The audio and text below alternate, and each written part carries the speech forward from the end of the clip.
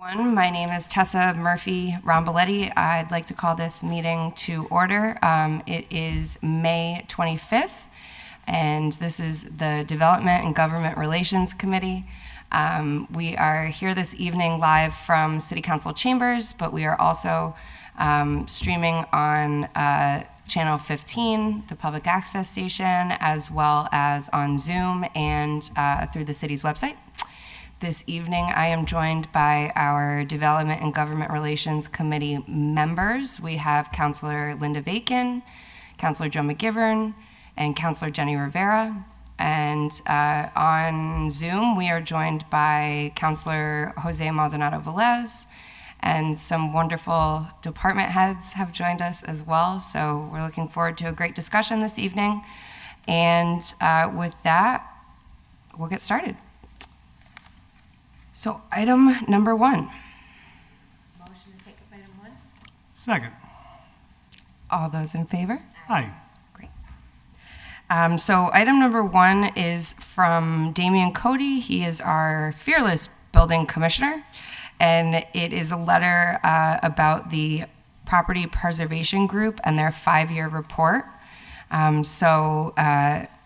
Thank you, Damian, for being here. And we just love to, I personally have been involved with the Property Preservation Group when I was a city employee back in the day, that it was the Problem Property Group. And it's been great to see the work over the last 5 years. And that's really why we wanted to have you come in and hopefully just share some of the highlights for us and, get a better sense of the work you're doing and the ways that we can support those efforts. So with that, I will turn it over to Damian. Hello, good evening.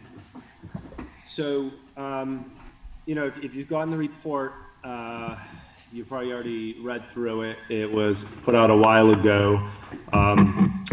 I do these things regularly for the councilors that have been there for a while from the building department, but I thought it was good to have something for this group, since a lot of things come together, a lot of moving parts, a lot of people participate, just to highlight some of the work that's been completed. I think the general feeling in the city is that, we're never doing enough, we're not doing anything. So this is just something to show some of the projects that take a lot of effort. There's a lot of overlap, again, by a lot of professionals in the city, and there is results. So examples of each kind of category, whether it's a commercial property, a small property, something blighted. I'm happy to answer any questions about the report. Everything was collaborative in the selection of the examples we gave. People did give quotes, things like that. I just kind of put it together and put it out there for the world to see. Wonderful, thank you. And for those of you following along there, the presentation includes a few highlights of certain properties. Damian, is there a property in here that's included that you might want to just give as an example of a success? Yeah, I think one that's pretty unique, and we probably won't come across it again, but it highlights overlap of multiple departments, and I'm looking the other way because I have it on another screen, is one that we ended up putting into the hands of One Holyoke, formerly Old Holyoke Development. And that was just a foundation that we came across that we received a lot of complaints about dumping.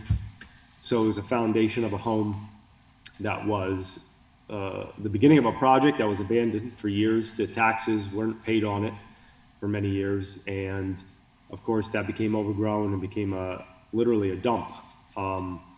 So working together with them, because they, as a organization, have developed a lot of manufactured housing where you order the house off site, they deliver it, and you can put it on an existing foundation. Seemed like a great fit. It did go through the council at the time for release, and took it for taxes, all those things. And then they put a home on it. So almost every department in the city had their hands in that somewhere, and the speed that it went through the process was incredibly faster and smoother because of the efforts of those monthly meetings, coming together at the same room, bouncing ideas off each other, using each other's resources, and making decisions. So I think that's, it's a highly successful example. Absolutely. For those who don't know, what are the things that you all take into consideration when you consider something as, when you consider a property and put that on your list of properties to watch? It's not that formal.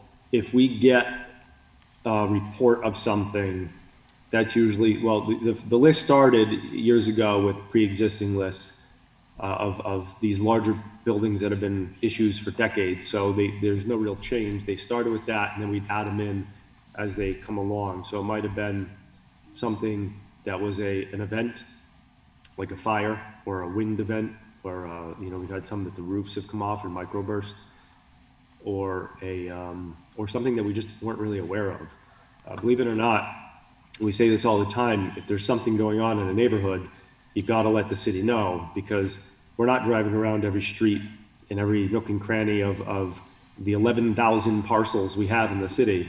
They got to speak up, they got to tell somebody, and if it's a big enough problem, it becomes part of the group. So it's not the little things that one department can handle. It's something where multiple departments really have to chip in. Linda, Councilor Vacant. Thank you. Hi, Damian. So I'm just wondering, for the folks that don't know, who is sitting at the table for this group? And I understand that recently Paula Ferrer from the Historical Commission has been attending. And so I'm wondering if that's something that will be continuing as well. So I'm just interested in that. So sure, it's a valid question. So really, since the onset, the list, the invitees are quite large. So we invite many offices. We don't want to leave anyone out if they think they could have some part in it, but understanding people's schedules, workloads, it's not expected a lot of folks would come. So they're long meetings, and we don't, people can be there for hours and have no real part in that conversation. So from the report, the offices that attend regularly are the Board of Health, Building Department, DPW, Fire Department, Law Department, Economic Development, Community Development, and the Mayor's Office historically.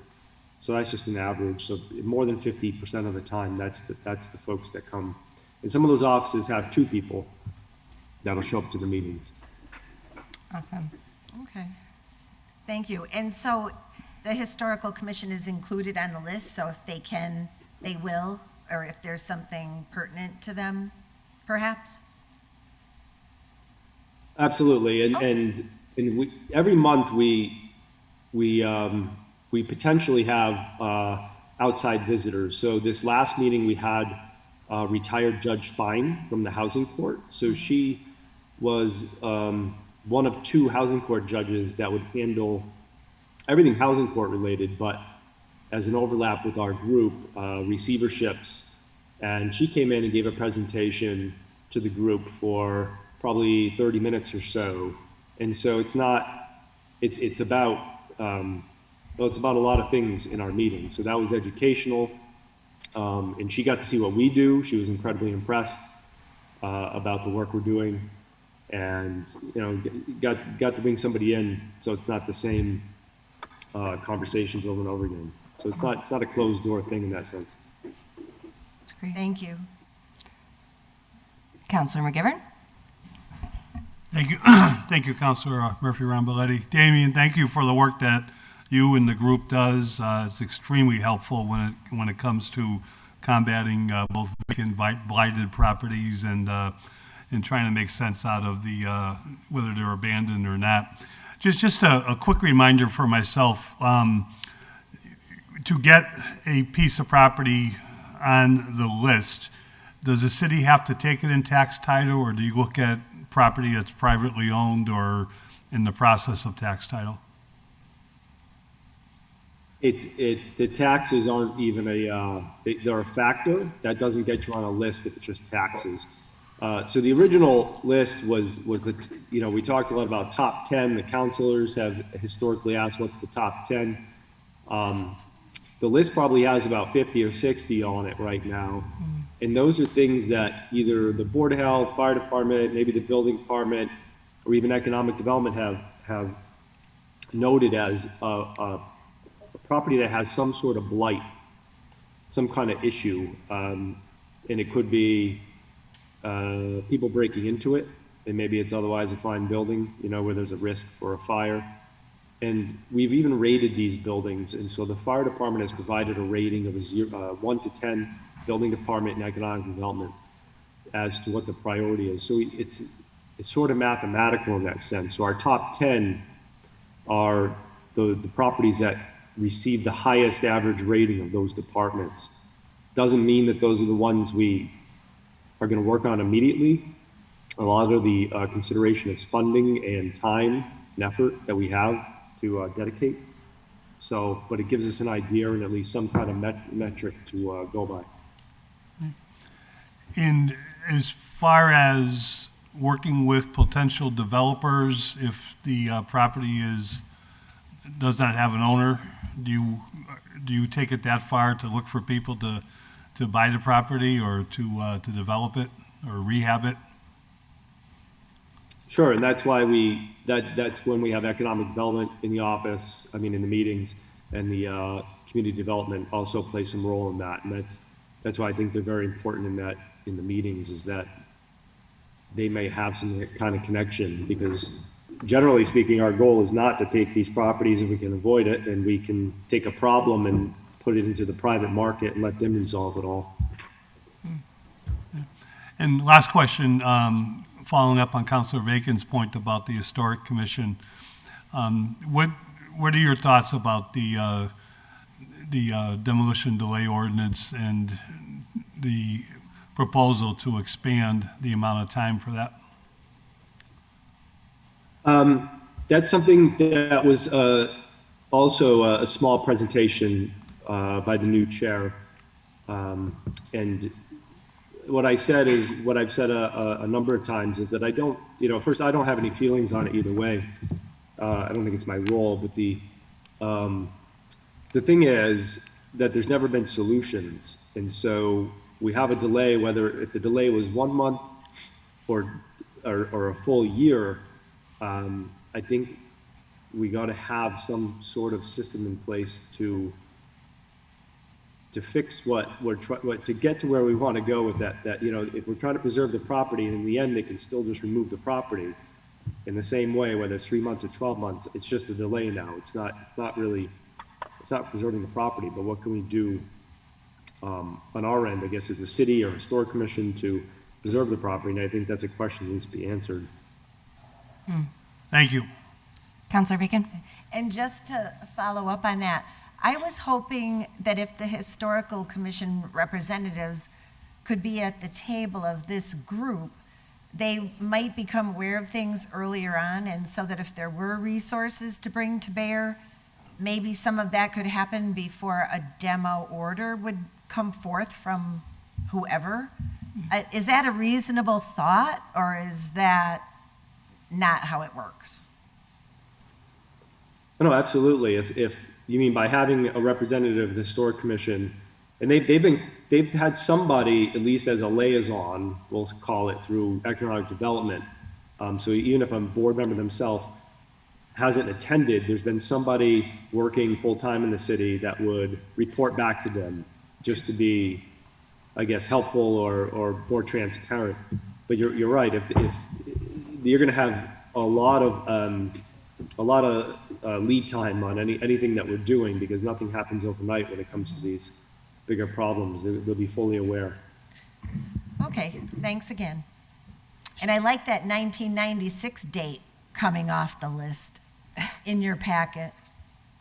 That was a really old one. Councilor Rivera?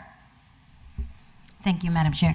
So do we have access to the list of all these vacant properties or abandoned properties? Do we have access to that list? It's all public information. Of course, you could have it. Anyone wants something. The problem property group list or preservation list is not the same as the vacant building list. It's the vacant building registration through the Board of Health. That just means one thing. It's vacant or blighted. Our list is something a little different, but you could have both. We typically cut it down because there's 100 columns after the property, and they have notes and everything else, and it's kind of an overwhelming spreadsheet. But just the list is very easy to provide. Okay, and I only ask because we have, I want to say like 4 to 5 properties in Ward 1 where I get calls and they're concerned because now they've become dumping sites. There's one in the flats where the house burned down 10 years ago. I did find out the owner passed away, and the neighbors are concerned because people are just dumping stuff there, and they're afraid of a fire starting up. There's another one, I just got talked to about it, on Pine Street, where now the homeless are going in. So everyone's being concerned about that. So maybe if I see a list, okay, I didn't know that, but I could get the list and then be able to say, yeah, they're on the list, they know about this.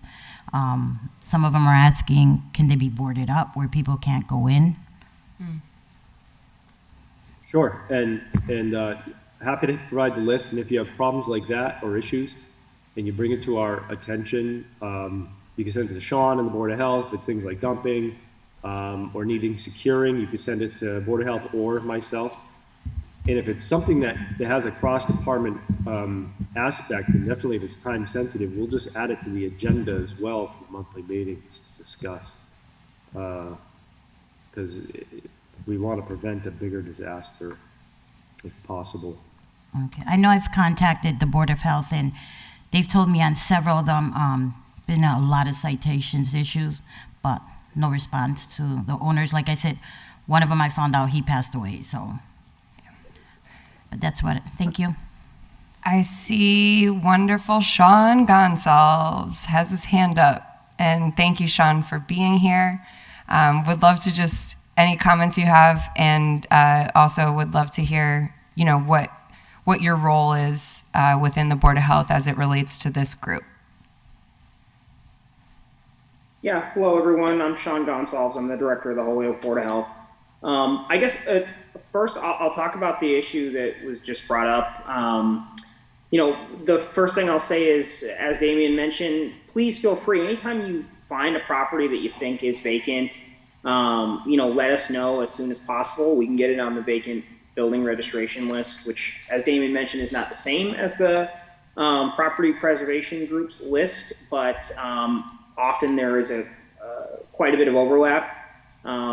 The issue that comes with some of these vacant properties is, as you mentioned, you'll have an owner that is deceased, or perhaps there'll be a family that has the estate in probate, and there's not somebody that gets the mail. And so we have these on here, and we can do some small steps to improve the conditions at vacant properties, but actually untangling some of these vacant properties takes a little bit longer. So the home on Pine Street that you mentioned, that's going to be boarded up later this week. But unfortunately, if there's no point of contact that's available or, immediately, reachable by mail, sometimes the law department has to get in there and sort of parse out heirs or next of kin. That takes a little bit of time. And sometimes that's where the property group, formerly now the property preservation group, can really come in handy.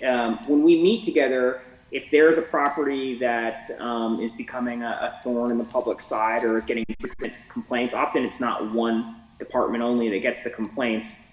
Sometimes someone will say, oh, hey, I happen to know the person who used to own that. I know their brother-in-law, or I know their, someone who used to own a business with them, and you pick up information that way. So when I say the benefits there is it's kind of one big brain trust, and information that might not be in a file somewhere, but somebody might know, or maybe they have access to older files in their department that has information. A lot of that is shared there, and so that can help overcome some of these obstacles. But it does take quite a bit of time, depending on the circumstances. But as Damien mentioned, there's two lists. The vacant building registration list, any property in the city that is vacant or blighted, which can mean, it's boarded up, there has been a fire, it has multiple missing windows. There are a variety of circumstances that categorize as blight, but if it meets either one or both of the standards, vacant or blighted, it goes on the vacant building registration list, and we send out a registration notice once a year in October, and then the action period for that is in November, and that's also a way that we get solutions over time. People will come and respond, and they'll appeal, and they might come out of the woodwork, and we might be able to work through that process to get action, or we might take it into receivership. But that list sort of sometimes is the information gathering portion, and then we'll parse out the more problematic ones over to the property preservation group. So there's two parallel processes happening, and then sometimes information or properties are shared. Thank you.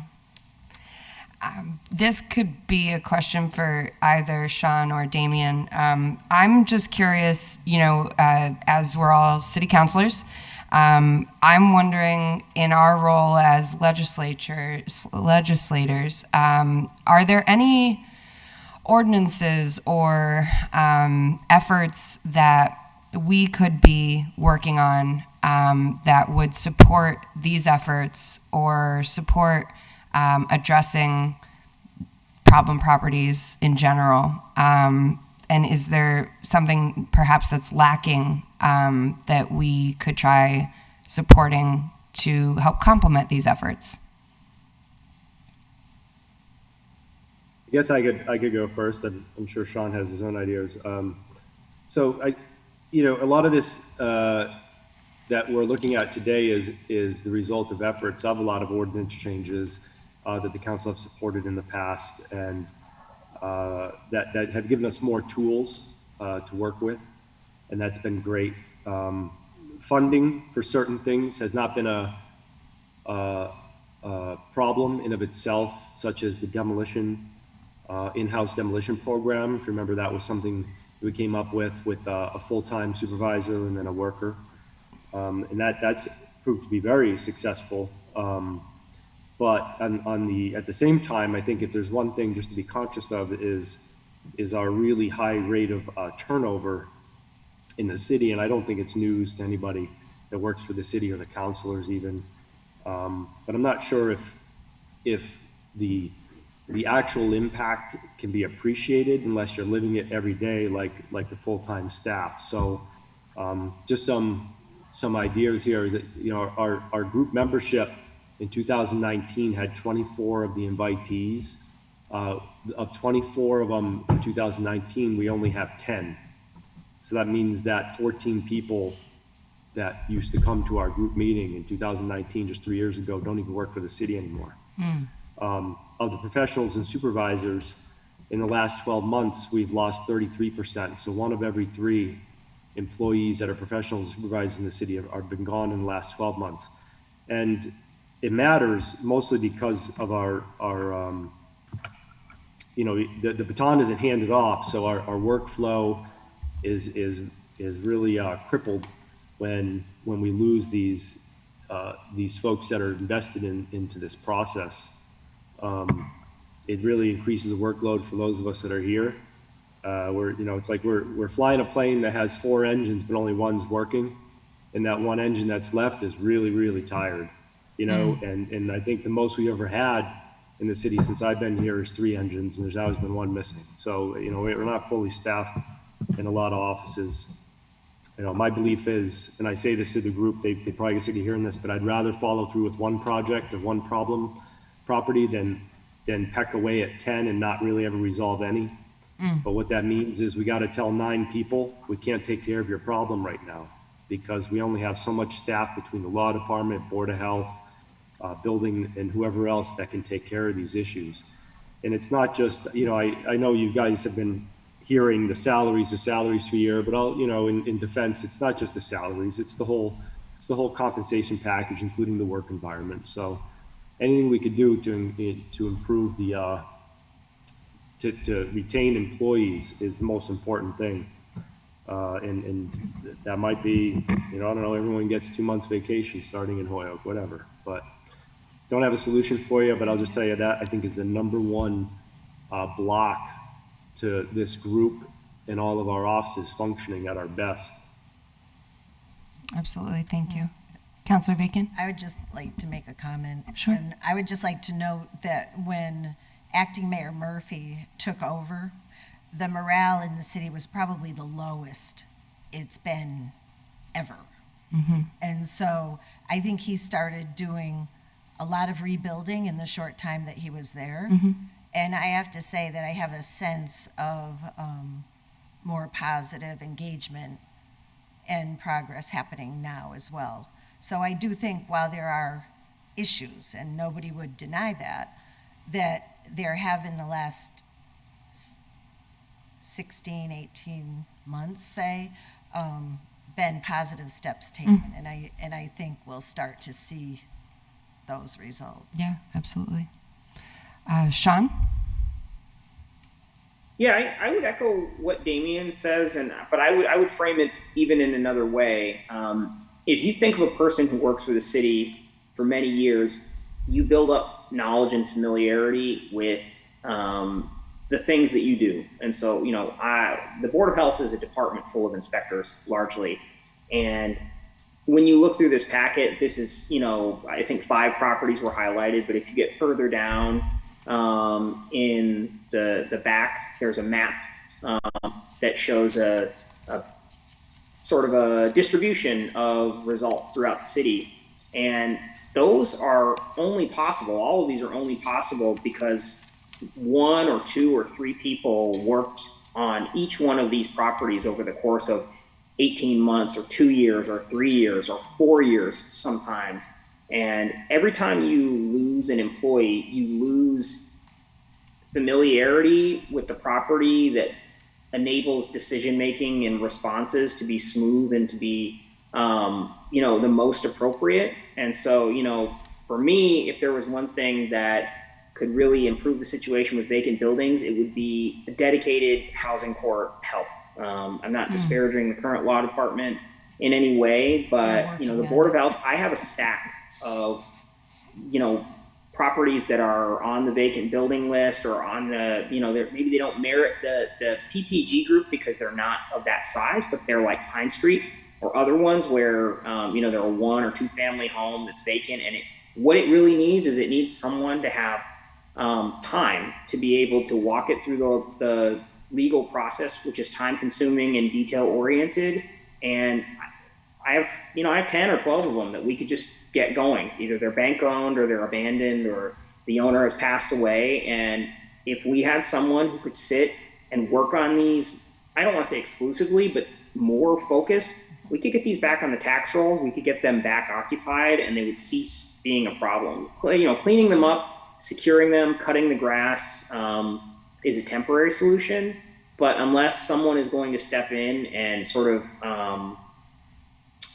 carry the water for each of these properties, which requires Board of Health and building involvement, but then a ton of legal department time, a lot of these are never going to be fully resolved. And, if people are deceased and they're not bank owned or there are complications with the title, they don't get resolved in the private market because the private market doesn't have access to them. Because they're not for sale and they're not being marketed, and because there might be issues with the deed or there might be issues with the taxes, the city might not be ready to take them on our side, and the tax balance makes them unpalatable to the private market. So they're stuck in this sort of limbo. But were we to have, and I think the law department has requested this before, is additional funding for dedicated housing court attorneys, we could get even more of these through. Oh, Councilor Bacon? Thank you very much. You'll be happy to hear, Sean, that we're close to the finish line with developing flexibility for the law department through the ordinance committee. And we anticipate that we'll have something before the council in June. So think positive thoughts. Counselor Rivera. Sean, and I do want to say thank you so much because I know I'm always calling you. Every time I get a phone call, I'm like, Sean, and you help me.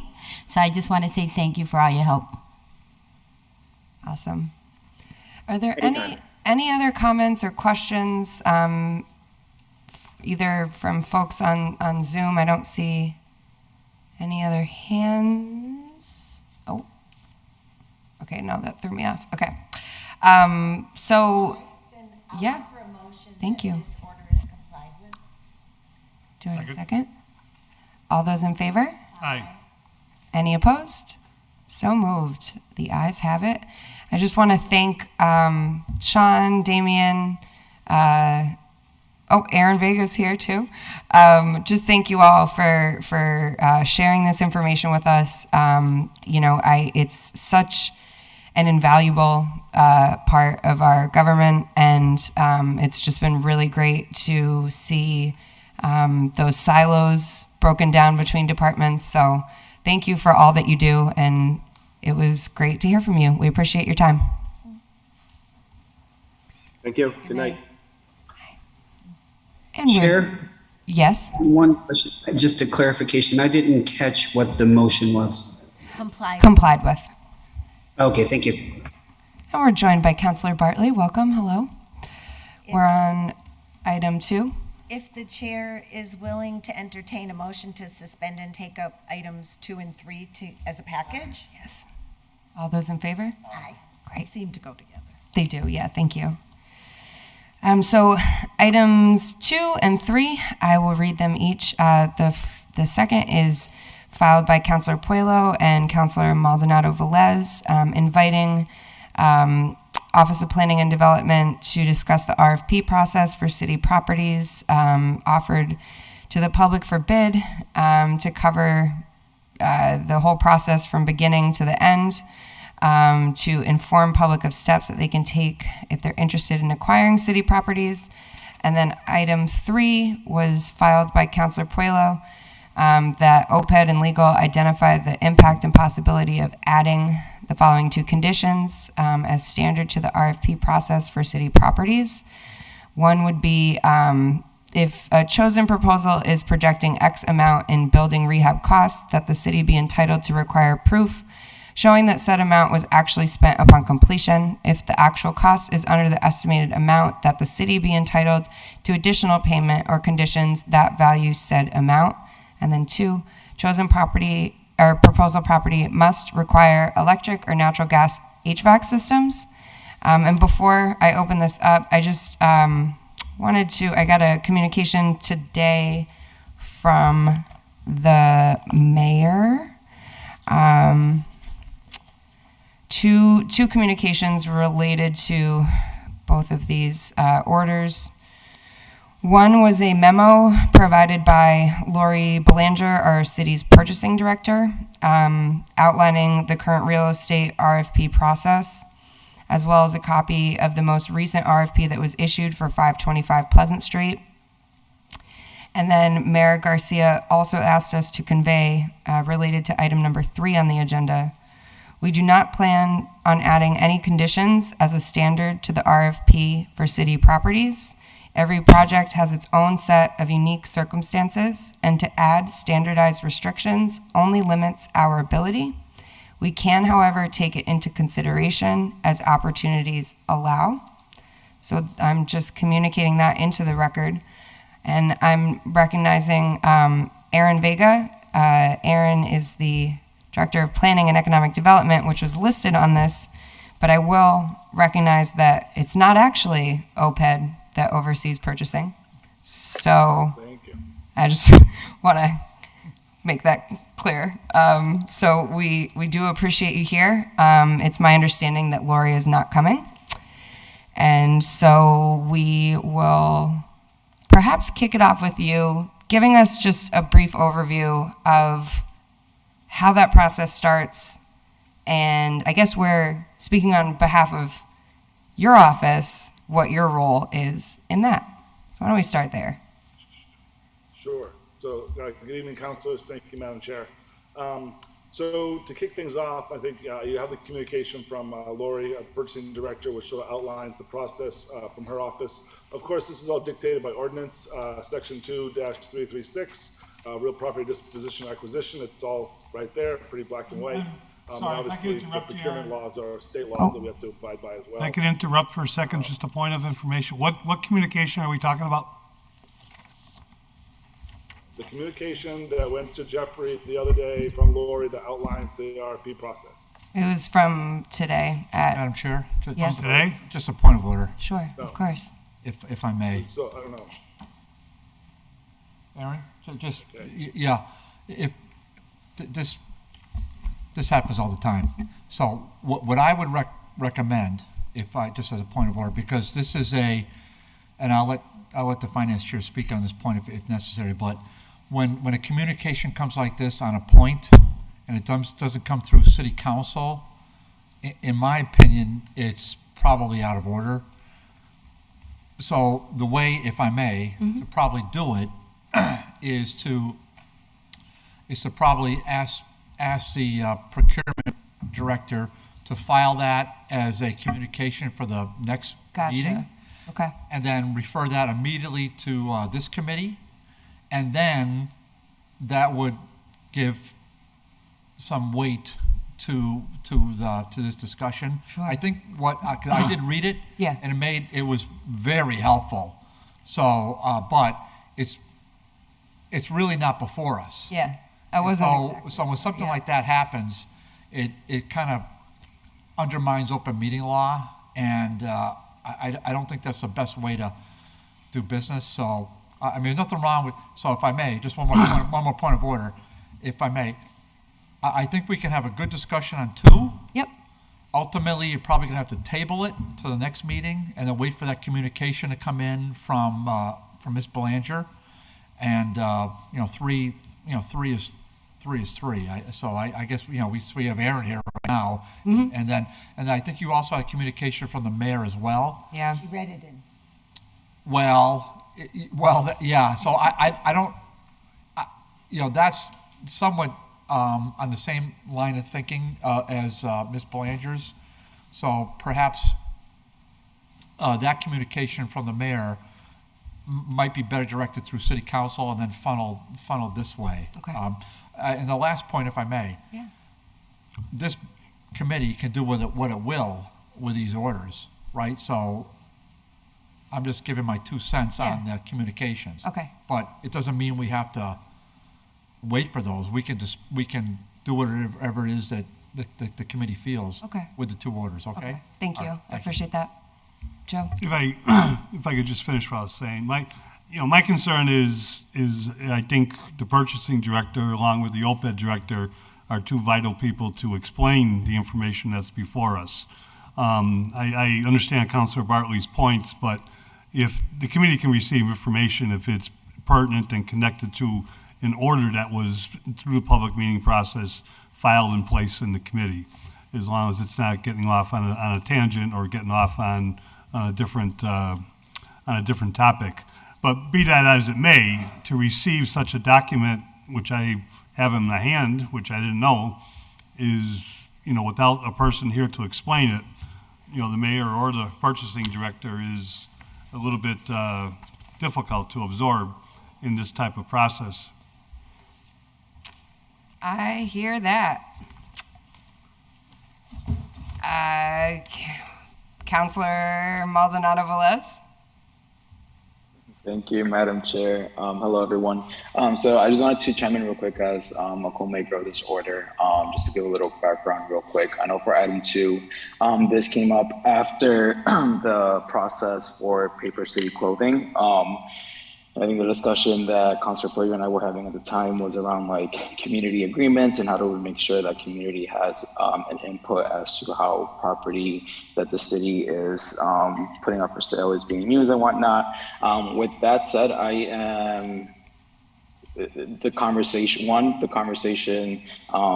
didn't really take off past this initial one. I will give a shout out to OPED, because as soon as this order was put in, they reached out and told us about the RFP process. Lori has been great, and I think the information that she did give, it was very, very helpful. I'm not part of the committee. I would say, like, at least for item 2, I would say it's complied with because of the information. With that said, if we have to follow those procedures as Councilor Bartley has laid out, and we have to table it to the next one, that's fine too. I just wanted to chime in as a maker of the order. There really isn't, basically what Lori has done, it, for me, has fulfilled this order, at least for item 2. And that's all I want to say. All right. Councilor Vacant. Thank you, Madam Chair. I have a thought. Yes. So if the maker of the order feels that it's complied with because the information has been received, then I'm comfortable with making a motion that it's complied with. But to the point of order about the communication, I think it would be good if there's a way that we can do this, and maybe Councilor Bartley will have an idea on that. I would like to see the communication that does outline the process go to City Council Sure. as a communication. Yeah. Because I'm not sure even everybody on the council received this. Right, I'm not sure either. And so I think it would be important for everybody on the council to have it. Sure, yeah, I Right? definitely agree with that. So I'll offer a motion that the order is complied with and that we send the RFP process to the City Council for the next agenda as a communication. So which order, we have 2 and 3 before us. I'm making a motion relative to item 2. Okay, I'm going to second that, but I want to have a discussion on it. Okay, so we have a second. So- So now discussion. Okay, Sanders. Yes, Councilor Bartley. Okay, so this is an important order, I think, because, you know, some of us that have been here, you know, sometimes we just go through things and it's not fair because we just do it because we just, you know, snap right through it. But I think that what Councilor Vacant said is important. I think we need to make sure that the process is spelled out for everyone to review and read as a communication through the clerk to the City Council for the next full agenda. I think furthermore, if it's not already posted up to the procurement department's website and probably to the clerk's website, that it probably should be, and perhaps when it comes through at the first meeting in June, that we could receive it as a communication, send a copy to this committee just for historical purposes, and then certainly ask the mayor and whoever's running our website and to post it to the clerk's page and the procurement officer's page, and certainly OPED's page, because they all kind of go hand in glove together when it comes to this, because it's a source, I think, of frustration, not strong. It's a source of just kind of not knowing, and then maybe it leads from there to frustration about how it works in this city. So I think we have a pretty straightforward, good process, but if I know it and Joe knows it and nobody else knows it, Right. then maybe we need to do a little better in getting the word out. I think having it up on the website is a wonderful addition, and you're right, not just necessarily on purchasing, because when folks come to Aaron's office and they say, I want to buy a building, it's usually like, all right, it's a pretty lengthy process. So yeah, I think that's a wonderful idea. And I do want to give Aaron a chance to, if there's anything to add about the actual process itself. And, you know, I appreciate you being here. Thanks. I would just, I mean, there's lots to talk about, and I agree. I thank Council for coming into the office and talking to us, because that's why we're here. We can talk to any of the councilors, and yeah, I guess the main thing to point out is to read ordinance section 2.336. That's where it's all really spelled out, right from the get-go. And I would also add that I think the conversation is good to have, and that if you're gonna have the conversation, and in the law department it's here, but obviously the law department is a huge factor in this process as well. And this is a good combination because this does actually play off of, the PPG efforts as well. So this is, again, this is also a collaborative effort, if you will, because obviously the purchasing department is the lead. OPED helps out quite a bit. John Dijek particularly has become very well versed in the contracts and the land disposition and all that good stuff, and was helpful in training the new paralegal in the law department. So it's a great process. It does take a while, but again, there's a lot of players in it. We're kind of the minor role. We're the support role. We sort of help dictate, if you will, which properties we should be looking at that are in tax title to be taking and try to be moving through. And yes, we do get requests, as was mentioned at 144 High Street, which spurred us to RFP that property, which was city owned, and now we have a development going there instead of spending $90,000 to demo it. So sometimes it does come from inquiries outside, and sometimes it comes from the work internally from the PPG group or other places. So happy to be part of the conversation. I don't know if there's particular questions, but again, the ordinance spells it all out. Lori's document kind of gives an overview as well, so both those should be read. And the last thing I would say, I guess, since the order was made on item 2, but item 3 is also being discussed, I just have real concerns about us inserting ourselves into the private sector process. When we get these proposals, it's an estimate as to how much money they're going to put into the building. It may cost more, it may cost less, and I would hate to have any kind of mechanism in there that penalizes a developer for perhaps getting a grant to offset their development costs, for mass development or something, and then somehow we're going to take a piece of that. So we are trying to work in some of our RFPs for certain properties in certain neighborhoods to be more specific as to what the city would want. There was a recent RFP that we actually didn't award to anybody, and are going to re-put it out because we wanted to be a little bit more descriptive as to the kind of housing we would want that would fit more into the neighborhood. So we can give some guidelines more as to what we would like there, but we're looking for good developments. We're looking to get properties back on the tax roll. We have a long-term vision for these projects. As you know, obviously Councilor Bartley has gone through a lot of these through this committee.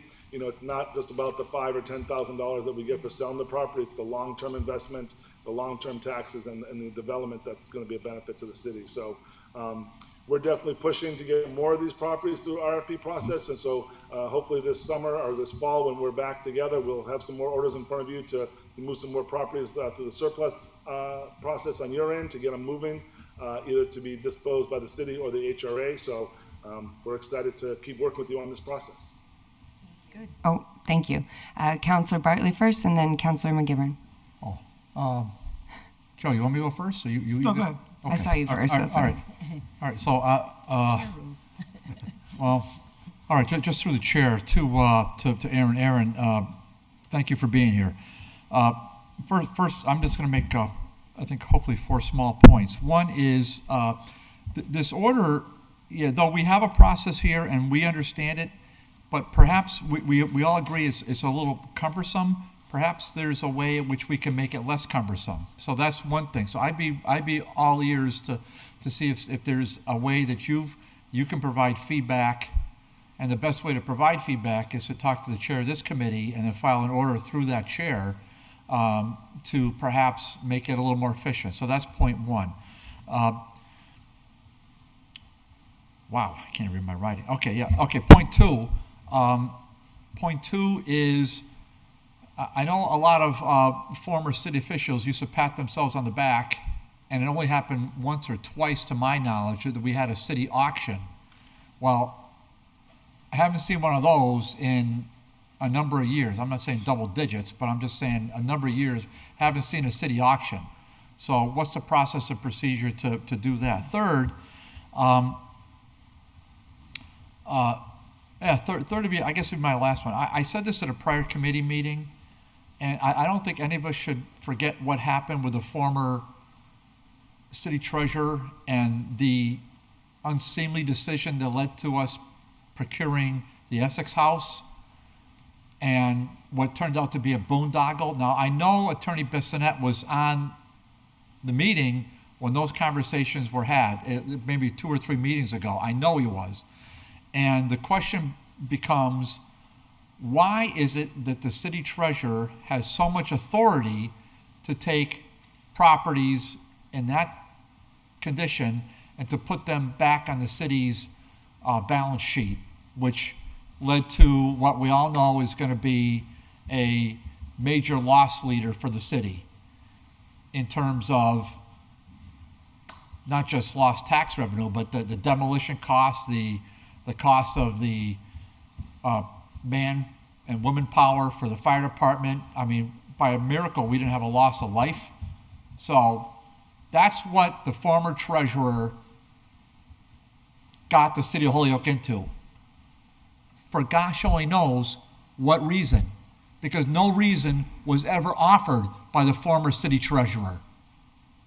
No explanation was ever given by the former city treasurer, at least not in public. And so the question becomes, why does that office have such authority, and how do we prevent that from happening again? So I'm going to allow Aaron to respond, but I also I do want to recognize that I know that you were probably coming here prepared to talk specifically about the RFP, so I definitely think this is a conversation worth having, and it's really important. But I also do recognize that this might not be something you were prepared to talk about. There may be other relevant department heads that should be here for this conversation as well. So, you know, I'll be quick. I know that Mike is here too. Obviously the treasurer is a key role with everything we do, with PPG, with all this stuff. And whenever we have these properties in tax title, it's the treasurer's department that can move them into a tax taking.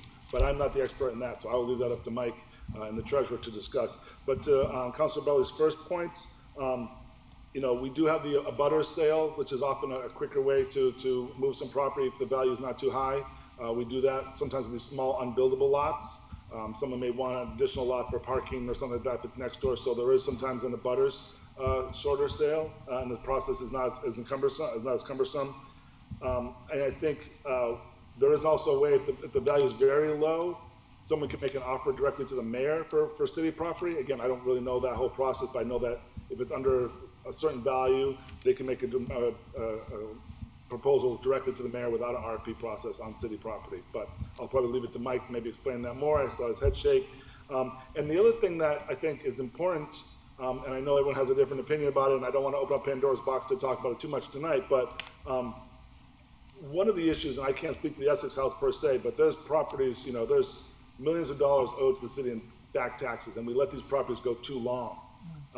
And so one option that we could to sort of, you know, cut the head off the snake quicker is a deed in lieu of foreclosure program. So, you know, if somebody has a property and they're not going to develop it, you know, instead of letting them go 5-10 years of not paying taxes, once they're a year behind, we could go right to them and say, hey, you want to ease this mess quickly, just give us the deed in lieu of foreclosure. It would come to the city council for a vote finally to bring the property back in. But again, before we let these properties get underwater on the taxes they owe, and again, I would stress that any kind of program like that or any of these other programs, OPED's view is if it's in an area that development is happening already and it's going to be able to be sort of moved quickly, we would support that, right? We don't necessarily want properties the city taking, you know, in certain neighborhoods where nothing's happening, but if you take Main Street around South Holyoke Homes projects, right? So you think about between Sargent and Cabot Street, right? If there's properties there that, you know, there's a couple there that we're actually looking at that may owe taxes, not that much to the city yet, and we don't see any development happening, that might be an opportunity because there's a lot of development happening in that area. So there could be opportunity there for a deed in lieu of foreclosure program or some other ways to get property quicker and get it back out to someone who's actually going to develop it.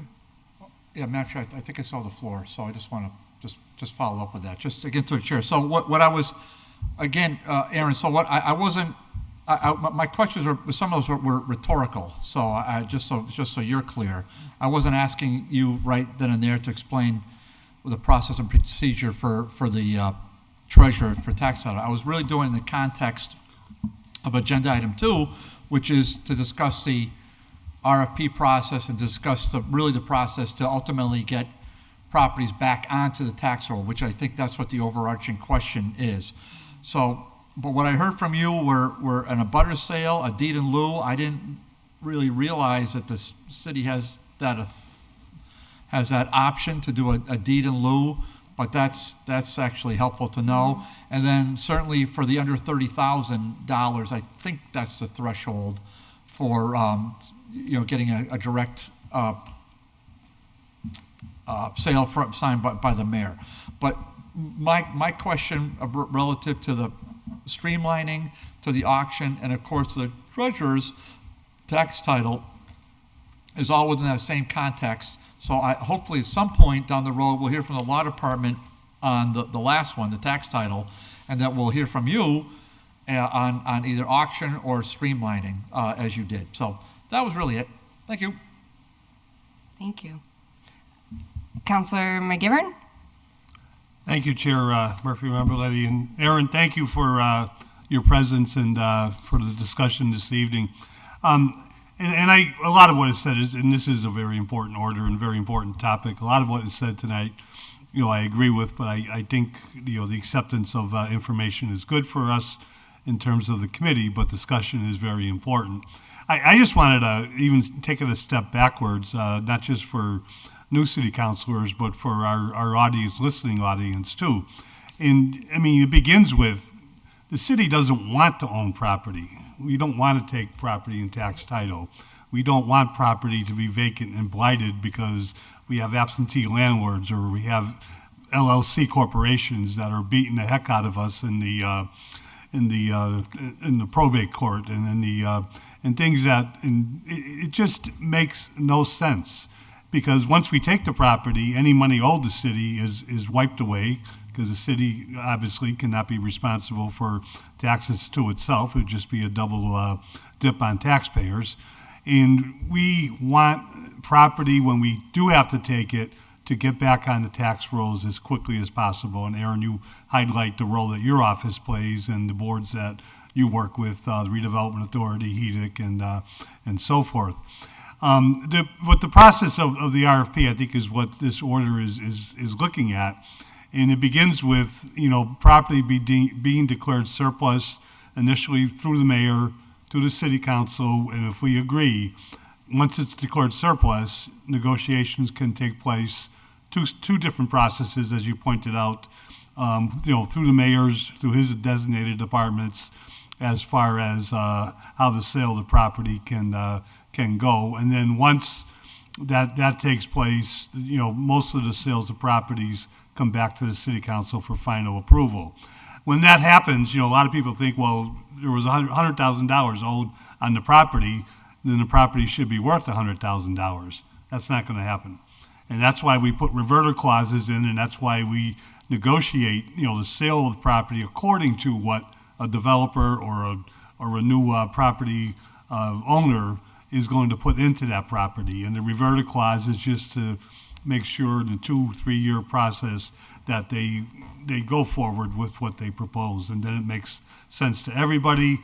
When it's off the tax rolls and sitting there vacant, the city gets zero. It's a donut. When we give it back into whether it's through the auction process, as Councilor Bartley pointed out, when we get it back into a private ownership, now we can at some point begin to collect property tax, have a viable property which enhances the neighbor and properties in the neighborhoods next to it. And to us, it's a home run. Ideally, the less amount of property the city owns, unless it's for city purposes itself, the better we are. But the process is important, and that's why I think we wanted to, and the makers of this order wanted to have the discussion tonight. And thank you, Aaron, for being here. It's greatly appreciated.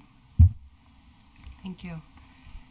Councilor Vacant, do you have a question? Sorry, I thought you saw your hand. No, if everybody was all set, I was just going to say on the motion. Any other comments, questions, concerns? I don't see any hands, so I will entertain a motion. We have a motion. Oh, we already did that, on yes. motion. And we're in discussion, right? Mm-hmm. I'll get this one day, guys. It went on for a while. It did. All those in favor? Aye. Any opposed? All right, And then I'll make a motion that number 3 is complied with. okay. Do we have a Second. second? Can I make an amendment to that? Sure. I make a motion to give it leave to withdraw because it's not asking for a discussion, but the additions of items 1 and 2, which I'm not in favor of. Okay. And do I have a second? Yes. Thank you. So the order asked for the impact to be identified, which has happened. So I think it's fair to call it complied with. I'll withdraw my amendment, Okay. as long as we're on the same page. Yeah, under discussion? Sure, yes. I actually agree with the finance chair. I don't necessarily agree with either one of these two. I actually heard what Mr. Vega said, and I'm grateful for what he said relative to trying to put impact into private sector deals. But I really would rather just have it, as the ordinance chair said, just be complied with. Yeah. Because we did comply with it. So. Yeah. It only asks for identification. Yeah, and that's what happened tonight, so I agree. Okay. So, all those in favor? Aye. Aye. Great. All right. Thank you, Aaron, for being here tonight. We appreciate you. Madam Chair, can we suspend and take number 5 out of order? Because I'm just wondering what's. Yeah, so thank you. Do I have a second? Second. Second. I was told by Jeffrey that item number 5 should actually be referred to the planning board, and that it shouldn't. I think it was the law department who told Jeffrey that, Jeffrey, correct me if I'm wrong, that this wasn't actually supposed to come to us. It should have just gone right to the planning board. So I was contacted by the planning, it might have been Sharon.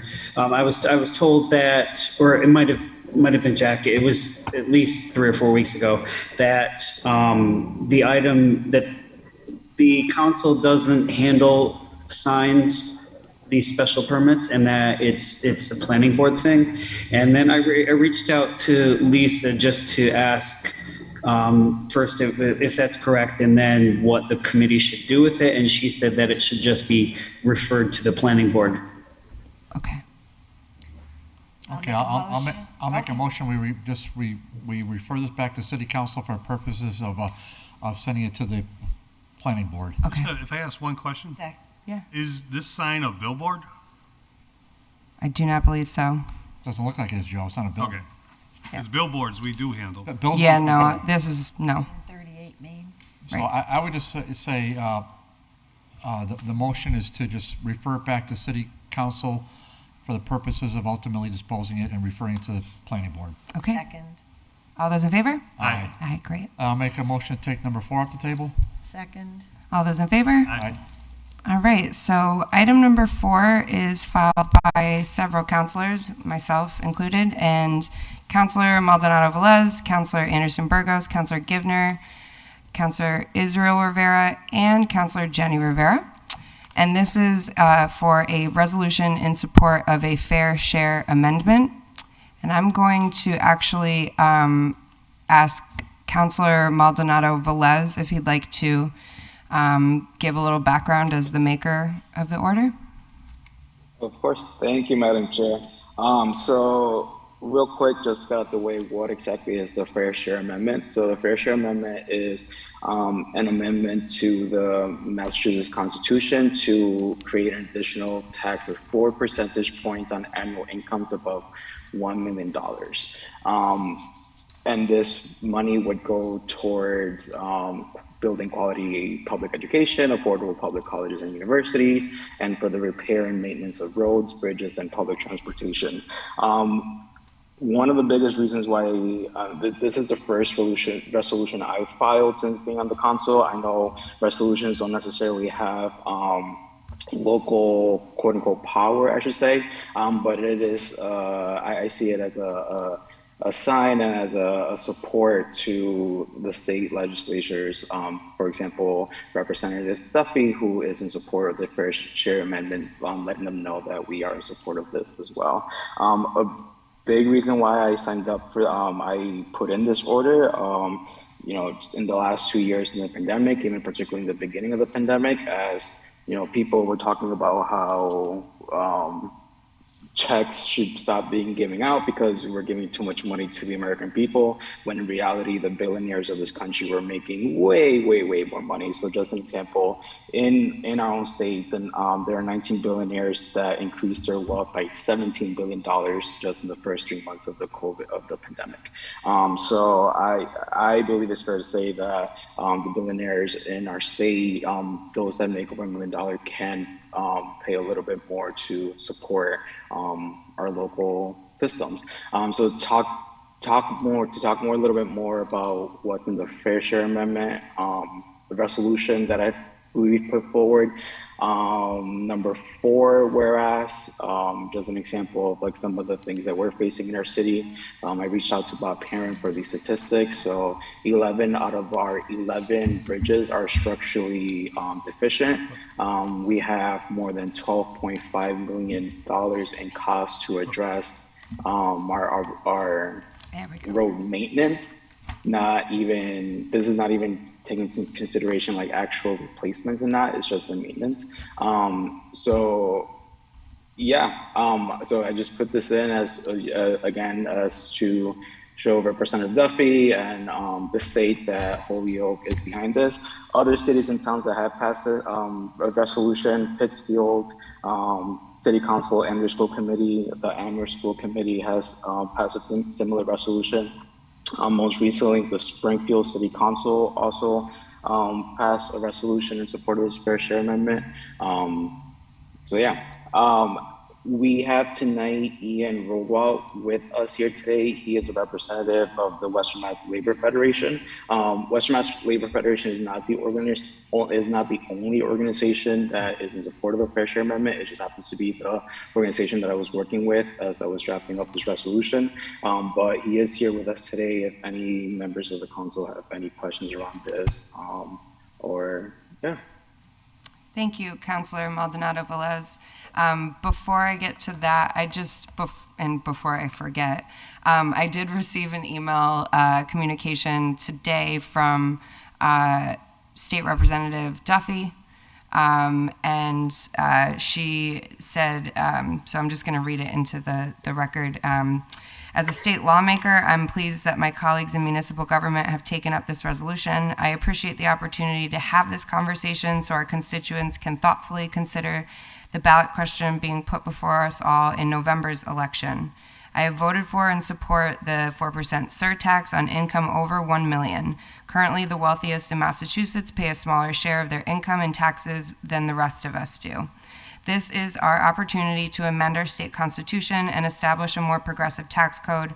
Please note that this surtax is on income and only on that income over $1 million, not revenue or one-time sales of assets. These funds will be directed towards education and transportation, government's most important obligations. I look forward to ongoing conversation, and please know my office is a resource for anyone seeking more information or clarification. Sincerely yours, Patricia Duffy, State Representative. Make a motion to suspend the rules to allow our guests to speak. Great. Hi, Ian. How are you? Hi. Thank you, councilors. Thank you, Madam Chairwoman.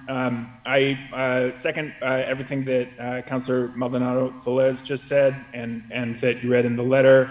I'm here just to answer questions. I'm working for the campaign for the Fair Share Amendment as the Western Mass Regional Organizer. And in addition to the cities mentioned recently, a number of other town meetings have passed similar resolutions. Recently, Montague, Ashfield, Beckett, Northampton City Council and School Committee have also passed resolutions.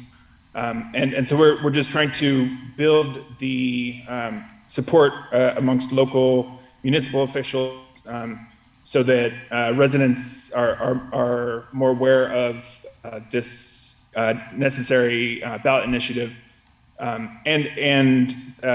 build off what's been said earlier, in terms of the who would be directly impacted by this raise in the annual income tax, it would only be 20 to 25,000 individuals in our state of close to a population of 6.9 million. And the average annual salaries for doctors, dentists, lawyers, computer programmers, even chief executives here in Massachusetts are all under 250,000. So it's not even close to the threshold, the $1 million threshold that would be affected by this. And so I'm happy to answer any questions that you might have about the amendment, and thank you for allowing me to be here. Thank you. Councilor Vacant? Well, I don't have a question, but I have an opinion. Sure. So you can put me in the cubby of the loyal opposition. It's okay. So my perspective on this is that we're targeting a very small group of taxpayers in our state. However, they are also taxpayers who can vote with their feet. And I think the state legislature, the last time I looked, and I can't quote you numbers because I haven't researched this deeply, only partially. Yeah. Was swimming in extra money from their loyal taxpayers here in the state. And I think for them to seek an amendment to our Constitution when the voters within the last 15 years voted for a tax cut in their income tax that the state legislature ignored, kind of flies in the face of the voters and kind of flies in the face of the whole notion of representation. So I would never support an amendment to our state constitution of this sort, regardless. And I would be concerned if there was just a move to increase the tax rate, which could be done separately from an amendment to our Constitution, which I think just is a bridge way too far. I think in the COVID era, there are some people who did well. You know, Amazon did great. But I don't think this is going to fix all the restaurants that went out of business and all of the other small businesses that might come under at some point $1 million income, even though they wouldn't have a net earnings. You know, if you're a closely held business, you could easily generate $1 million. It doesn't mean you put $1 million in your pocket, though. So I just have a lot of concerns. I don't think we know all the details. What I have learned about it is there is no guarantee that if this is to go through, that the 4% money collected would have to go to any of the listed things in any designated amount, proportion, time, or etc. And so on the one hand, it seems loose. On the other hand, it seems punitive. I tend to see the people that are referred to as the billionaires, of which I think there's only a few in our state, as in many cases, the job creators that we need. So I just get concerned about pitting interests and businesses and incomes against each other. Sure. So that's my perspective on it. Yeah, absolutely. Thank you for sharing. Councilor McGivern, did I just see your hand? Or no? Yes. Thank you, Ian. And it's an interesting order, and usually I don't pay a lot of heed towards resolutions that typically are our opinions and are not binding. But what's interesting about this particular resolution is this is going to be probably going to be with the support a ballot question, so the voters are going to decide ultimately what the importance of this is. But the irony of this is it goes deep within the roots of the city of Holyoke. When we're talking about billionaires now, if you go back to the 50s and 60s, there were more millionaires who would probably, if we're still here, would be billionaires living in the city of Holyoke itself than in New York City. And even in the 1960s, there was like 19 millionaires until the paper industry eventually, left the city. The textile industry left the city, and we know what happened. Our mills were abandoned. Our landlords with the apartment buildings were desperate. And what we now see are people who live in affluent communities looking to the Hoyokes, Lowells, Springfields, Lawrences to provide all the social needs of this state and don't want to support that. And that's why I think whether this is the way to do it, I'm not sure, but that message is not being heard by Boston. That's not being heard by people who live in affluent communities, that we in Holyoke don't create poverty, we service poverty, and we do it well.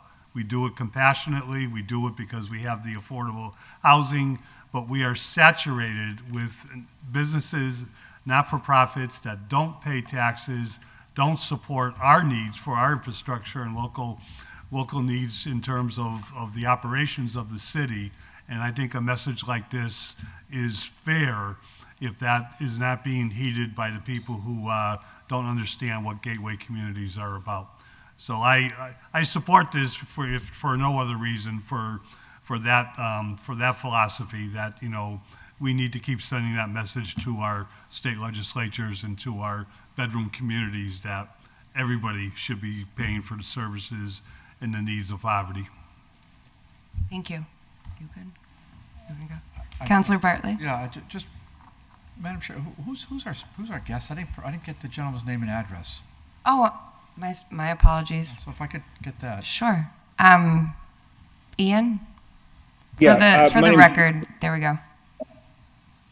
My name is Ian Rodewalt. I work for the Fair Share Amendment campaign as the Western Mass Area Regional Organizer.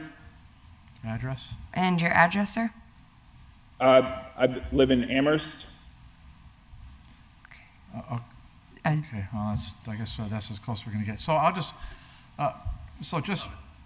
just the fourth whereas, 1, 2, 3, 4, just through the chair to the makers if they want to speak to it. Holyoke has 11 out of 11 structurally deficient bridges.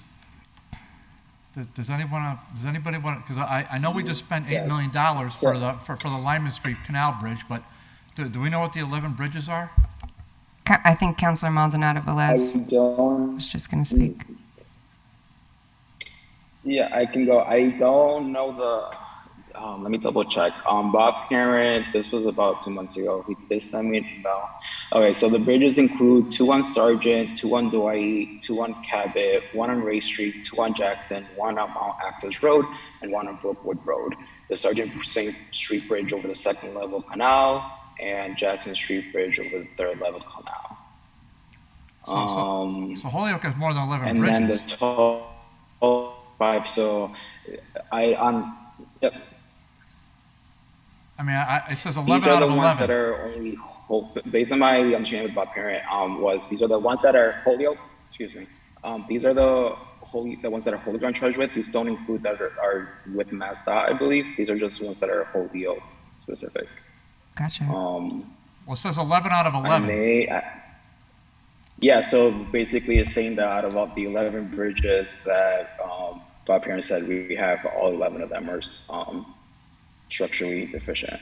So the way I read this is that all 11 bridges in Holyoke are structurally deficient. Yes. That's how I read this. That's what it says. Correct. So the bridge that was just repaired over at Lyman Street with $8 million, that's structurally deficient?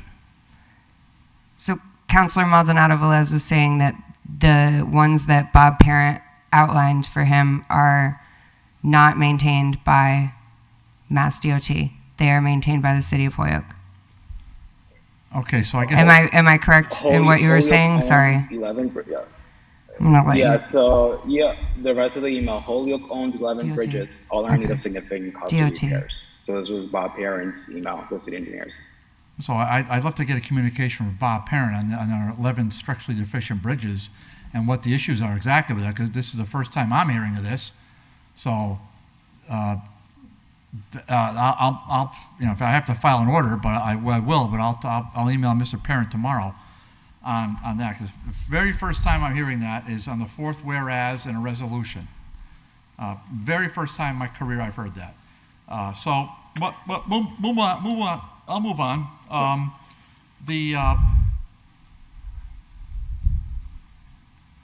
The tax itself, where does it stand in the legislature? Has anyone filed a bill? Has there been debate in the legislature relative to this? So I am under the impression that this is being discussed with the state, based on my conversations with State Representative Duffy, but I do see Ian is here for this reason, so I see your hand up, Ian. Feel free to chime in. Thank you, Madam Chairwoman. To a couple of the points earlier, in terms of infrastructure here in the state of Massachusetts, 1 out of every 4 roads in Massachusetts is in poor condition, according to the American Society of Civil Engineers. The impact that has on driving for the average driver is an extra $620 per year. So I want to put that out there in addition to the bridges, and over 470 bridges across the state are restricted by their state of repair, just in terms of the bridges and road questions. And in terms of the earlier question about how this would be, how once it is passed, how this would be made to the funds from this would be sorted out once it's passed. Part of the reason that we're trying to pass these municipal resolutions is to build the coalition in order to make sure that the legislators bring the funding from the Fair Share Amendment to Western Massachusetts and the areas that need it, and so it doesn't remain just in either a certain part of Massachusetts that sometimes, say Eastern Mass, that it gets further out beyond Worcester. Well, I guess my question was, if I may, Madam Chair? Yeah. My question was, has a bill been filed relative to this tax in the legislature? And what results thus far? Sorry, yeah, so what this is, at this point, is a ballot initiative. There's been a bill in the legislature at least 2 times in 2 previous cycles, and now it's going to the general ballot in November. Well, that's actually the most informative thing I've heard tonight. So, 2 legislative cycles, what result? Did they come up for a final vote? Was it vetoed by the governor? What happened? It wasn't vetoed. The result is that it is now going to be on the ballot in November. No, I get there's a ballot question, but if you don't know the answer, that's okay. I'm not, believe me. There's a zillion questions you could ask me that I wouldn't have a clue. But this is your baby. You're the Fair Share Amendment guy. So I'm just asking, if you don't have any knowledge of it, just say you don't have any knowledge. But I would have suspected that the legislature, Rep. Duffy, I would assume she's before this, I would assume she would have filed a bill and had a debate in Boston. Has anyone done that to date, to your knowledge? I'm going to ignore the personal attacks on my integrity, but as to that specific question, I don't have the answer to it right now in front of me. Yeah, Madam Chair, I hope Thank you, Ian. that doesn't come across that way. Madam Chair, I'm sorry, point of order. Ian is here to give information, to ask questions, not to be attacked. If you are not in support of this, Representative Duffy wrote a letter to the committee saying that if you have any specific questions, you can reach out to her. And I know you have a relationship with Representative Duffy, and you can have a conversation with Representative Duffy. Was he even Okay. All right, everyone. All right. I'm actually going to call some order to this meeting because it has escalated, and that's not the intent of the chair. I want to remind everyone that we're here to learn tonight, and I hope everyone can just focus on the questions. And I will say that in State Representative Duffy's letter, she indicates that she has voted for this surtax on income over $1 million. So I was under the impression that it has been something that is voted on. And so, I'm gonna move forward actually on this discussion and see. Councilor Anderson Burgos, do you have any questions? Thank you, Madam Chair. No, I have more of a statement. I know for sure that none of the folks sitting beside you are millionaires. I am pretty sure I don't know a millionaire. I don't know millionaires in the city. That's not that it's not possible, but my point that I want to make is, this is basically, first of all, it's just a resolution, right? It's a resolution. It's as simple as that. And secondly, I heard earlier that, let's not target a small fraction of these millionaires. But what people fail to remember is that the blue collar, the people who work day in and day out, trying to keep their families afloat, have been targeted all their lives. All our lives. I pay so much taxes and it's beyond me. So I'm just gonna keep it simple. I just wanted to make that statement. This is just a resolution. Let's move forward with it. It's not a big deal. I don't know why everybody's getting all uptight about it. All right, well. I'm not going to, just so I may. I mean, okay, I understand everyone. I don't feel like anyone needs to say anything. Okay, I did not anticipate this to escalate so quickly. Did you have your hand up? No. Okay, I thought you did. I said my piece, I'm done. Councilor Bartley? There's no intention on a personal attack, Madam Chair. Okay. And if there was, it was implied. If it was taken that way, it wasn't on my part. Okay. So I hope the chair understands that. Whether the chair does or not, the chair hasn't said that, but I think I was just asking a simple question, whether yes or no. And I'm sorry that the answer wasn't given, but I was simply looking for an answer to what I thought was a fairly straightforward question, whether or not a debate happened in Boston, because they're the ones that, I think, through my basic civics understanding, make the decisions whether or not to raise taxes. That was as simple as that. Okay, well, if I do need to say something about it, I mean, I guess I will, but I am trying to kind of just keep the meeting moving forward, and I do think that everyone has good intentions, and we should all just assume best intentions. And for that, I mean, my personal opinions on this, I am gonna be voting in favor of it. It is, as Councilor Anderson Burgos said, it's just a resolution. It's not binding. And I respect those who are not going to vote in favor of it.